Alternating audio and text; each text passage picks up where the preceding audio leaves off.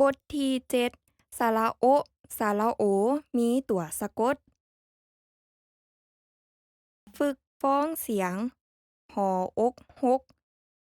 หออดหดตออบตบกอองกงคออ่นคนคออ่นขนกออกกกกออบกบลอโอกโลกดอโอดโดดลอโอบโลบคอโอ่งโคงไม่โทโค้งฮอโอยโหยจอโอนโจรสอโอกโศกคอโอมโคมฝึกอ่านคำศัพท์ฮก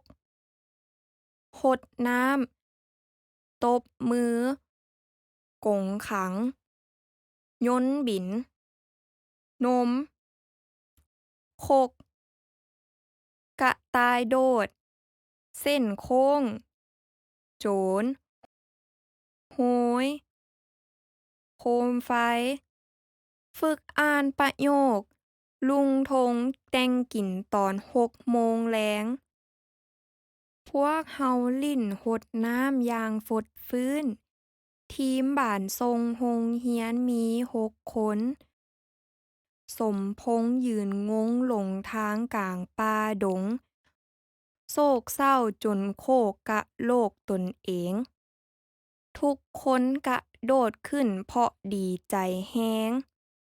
โอ้ยดีใจได้พบหมู่สนิทเด็กน้อยทุกคนยกมือขึ้น ผู้นำสนทนาปัญหาโลก แม่นกยกอาหารมาให้ปู่ย่า